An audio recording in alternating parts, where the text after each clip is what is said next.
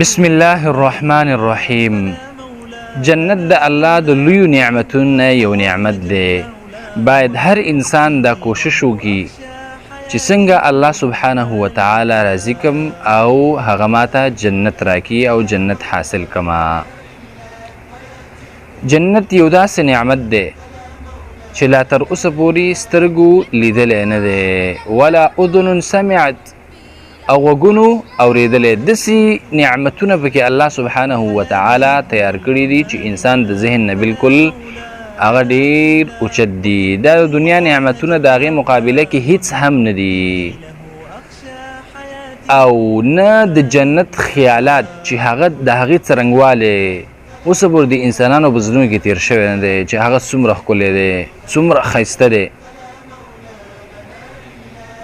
نو د دې خزانې ګټل، د جنت خزانه څنګه ګټلی شو؟ نبی کریم صلی الله علیه وسلم ابو موسی الاشعري رضی الله عنه ته وفرمایل ایا زه تا ته د جنت خزانه نه ښایم؟ نو دا دعا یې ورته وویله، لا حول ولا قوة الا بالله. ډېره لنډه دعا ده، لا حول ولا قوة الا بالله. دی کلمې ته کلمه د تفویض ویلی کی.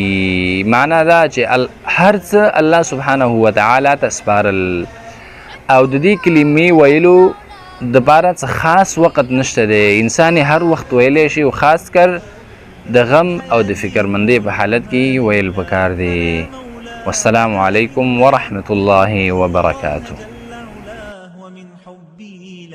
أخشى حياتي كلها لله